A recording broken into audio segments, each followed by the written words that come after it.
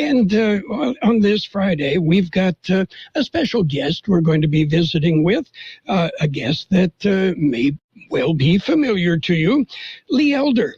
Lee is the executive director of the Professional Football Researchers Association, a retired journalist and auto racing publicist, a 2010 inductee into the Imperial Valley High School Football Coaches Hall of Fame. Lee now living in Talmadge, Ohio, and many remember Lee as the sports editor of the Imperial Valley Press. Good morning, Lee. Good morning, Carroll. How's everybody at KXO? Everybody at KXO is hunky-dory. We're doing good. And how is Buckeye life treating you? Well, it's a little bit different, although I guess right now the snow is balanced between Ohio and California. Okay. But it's a lot less expensive to live here, and that's why we moved. Okay. And having grown up in Michigan, I do not have that perverse obsession with hating Buckeyes. It never was a big deal to me. Anyway, you've been busy since you left the Imperial Valley, haven't you? Well, yes, I have. I was in the auto business for 23 years. And during that time, I did a lot of traveling and got to see a lot of things I never thought I'd see. And when that ended, I started writing books. Okay. Now, the most recent book, and the one that I finished a couple of weeks ago, Coach George Allen, A Football Life. But now you've done other things, and from what I've been able to gather, you're big on research. Yes, even when I was a sports writer, Carol, I used to really like to dig into things and find out about history. So I've written a book about the Civil War called That Bloody Hill, Hilliard's Legion at Chickamauga. I've contributed to 3 other books about the history of pro football, one about the 51 Rams, one about the 58 Colts, and one that comes out later this year about the 64 Buffalo Bills. But I think that the book about George Allen is, of all of those, it's my favorite. It's the one that gets closest to my heart. Okay, now, I know you grew up in the L.A. area, and I know you attended many Rams games at the Coliseum. Coliseum, not the ideal venue for football, but what the heck, that's where the Rams played, and USC still plays. And so you had a particular attachment to Coach. I did. My dad and I sat next to each other at a lot of those Rams games in the 60s. And in fact, Dad took me to every game in 68 and 69, every home game. And Dad really liked George Allen. So it was a great thing for Dad and I to go. And I have all these great memories. So when I was writing this book, I thought, I remember that game. I remember what Dad said. There was a lot of that. And, of course, there's an Imperial Valley connection, too, because I know that you know Max Fields, who lives in El Centro. And it was Max that first planted the idea of writing about George Allen into my little brain. Okay. Well, Max has implanted a lot of very good ideas in a lot of people over the years. So it's always a pleasure when I run into Max. Now, the book, you basically talk about George Allen from the get-go all the way through to the end. Well, it's about him, but it's really about a question that I had to answer, and it was a reason for writing the book. I wanted to know how George Allen could turn around programs, whether they were in the college ranks or in the pros, from losers to winners in a very short period of time. The curiosity in me was to find out exactly how he did that. And I don't want to give away the book because I want people to buy it, but I think I figured it out. Okay. And I think I read how you figured out how he figured it out. And, in my memory, George Allen was not the innovator of like Air Coryell, but, very meticulous. Very meticulous. And really, he was an innovator, but not offensively. He was a defensive innovator. He understood things about the defensive game that others did not see. Before he was the Rams coach, he was an assistant with the Chicago Bears. And when they won the 1963 championship, defeating the New York Giants, the defensive players took the ball away from the offensive players and gave it to George Allen. They gave him the game ball because of the meticulous job he did of preparing their defense for the Giants offense. And I believe the Giants had 5 turnovers in that game, 3 of them interceptions and 2 fumble recoveries. And a lot of that was because Allen knew what the Giants were going to do defensively, and he prepared his players for it. He was also an innovator in terms of the kicking game because Allen valued the kicking game more than most coaches did. So I think that offensively he may not have been as much an innovator as some people think, but defensively and with the kicking game, he was quite brilliant, and he really did change the way that coaches prepare teams. Okay, and the defensive side of the ball never getting quite the credit that the offense gets. So. No, it doesn't. But, when you inherit the fearsome foursome, you can get a little credit for it. Yeah, and we remember them quite well. Back in those days, the Rams games were all on KXO. So, in fact, when I lived in the Imperial Valley, the Rams games were on KXO. I remember that. Yes. Anyway, what did you get out of the book? I mean, as the author, you went in with some ideas, but, where did you end up? Well, first I came to understand a lot of things about Allen that I didn't know previously. I didn't know, really, that Allen was not a yeller in practice. He talked to them, he coached them, he worked them hard, but he didn't shout at players.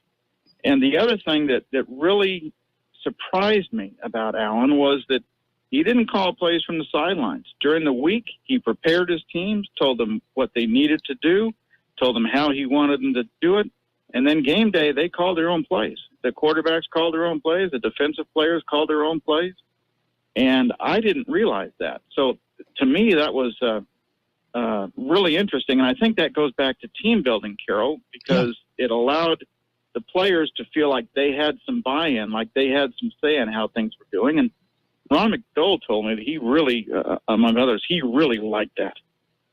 Well, you pointed out that he had a penchant for picking linebackers that had a brain and understood where he was and were able to call the defenses on the field.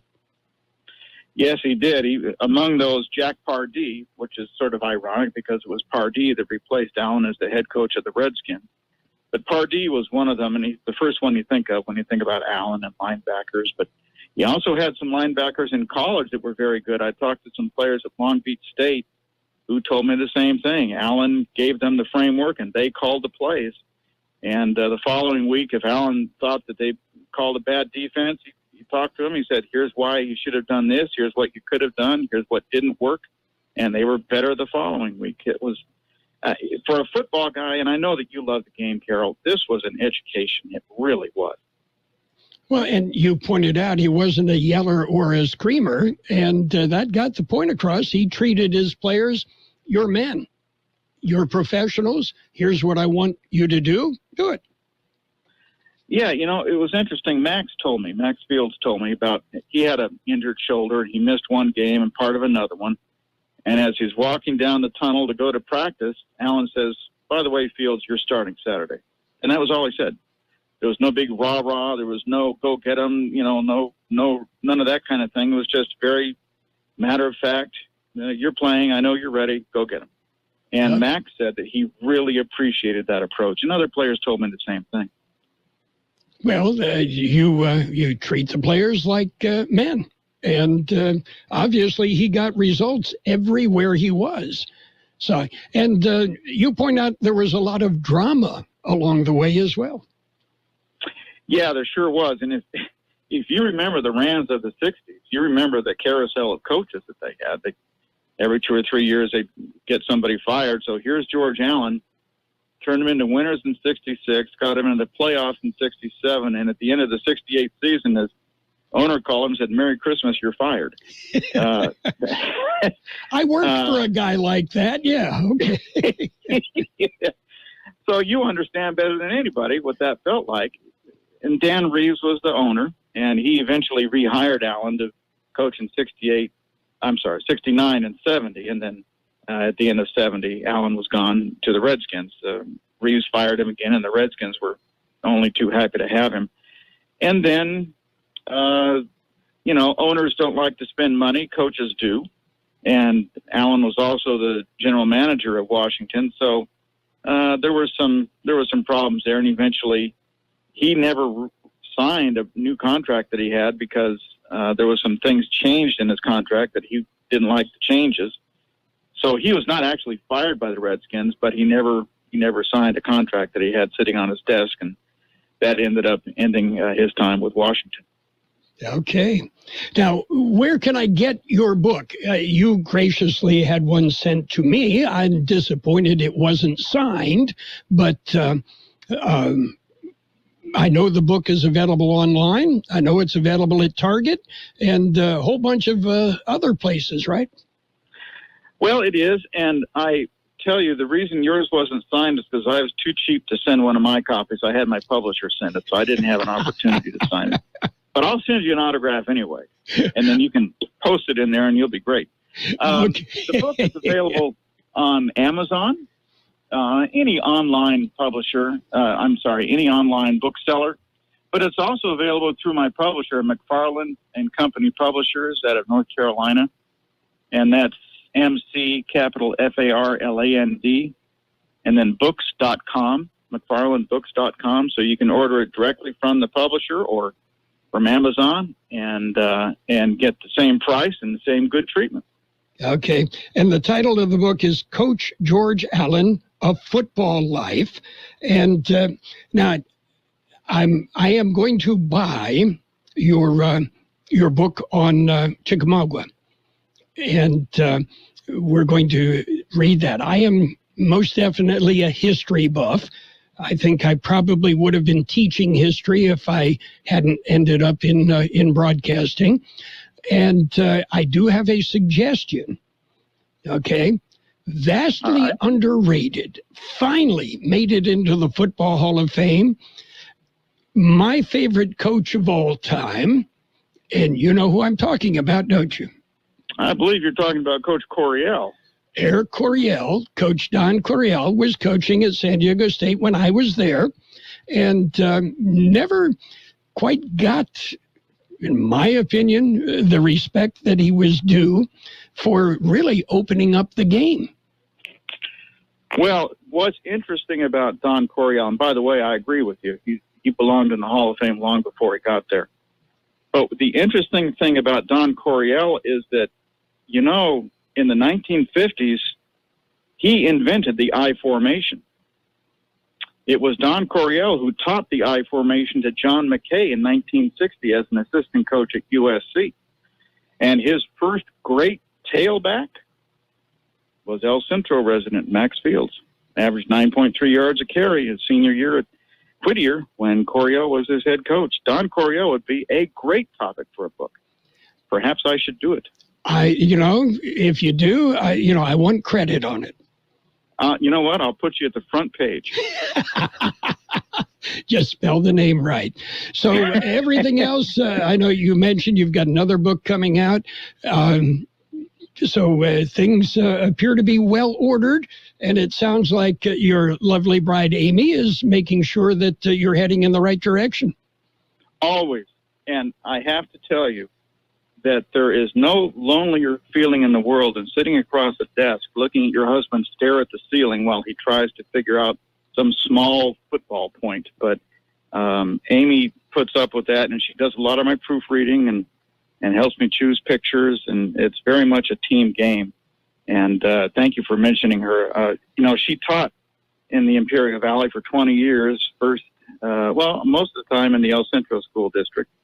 And she has a lot of friends down there, too. So, every chance we get to go, which isn't as often as it used to be, she has as many friends down there as I do. Well, that wouldn't be hard. No, it would not. You're entirely correct. Okay. Hey, I couldn't let it go. I mean, it was there. No. No, in fact, I would have been disappointed if you had. Yeah, nice little soft serve. So, Lee, we appreciate it. And again, it's Lee Elder, former Imperial Valley Press sports editor, now executive director of the Professional Football Researchers Association. And I know you're still doing some racing stuff, right? As often as I can, yeah. I was in the PR end of the racing business for a long time, and it doesn't get out of your blood very easily, but not as much as I used to. I find myself enjoying time at home with Amy, and so the racing, a lot of the racing I do is on television now, just watching it. But every once in a while, I have to get out to the racetrack just to get my fix in. Okay, Lee, we appreciate it. Again, it's Coach George Allen of Football Life. You can find it online, and it's by Lee Elder, who has numerous ties to the Imperial Valley. Lee, we appreciate the visit today. Carroll, I want to thank you and everyone at KXO very much. And, I'm a big fan of the Friday night football games. I listen to you. I listen to Mickey Dale and George Grijalva do the Imperial games. I catch a Brawley game now and then. I really enjoy listening. Those Friday nights like coming home. Okay. Football big in Ohio, too, Yeah, that's what they tell me, yes. Okay. Lee, we appreciate the visit. You have a good day. Carroll, thank you very much for the time, and I wish everyone out there also a good day. Okay. Thank you, Lee. And that was Lee Elder, former Imperial Valley Press sports editor and now author, and we appreciate his time visiting with us. The Imperial Valley's best oldies on the radio. The best music all day. 12:30 KXO.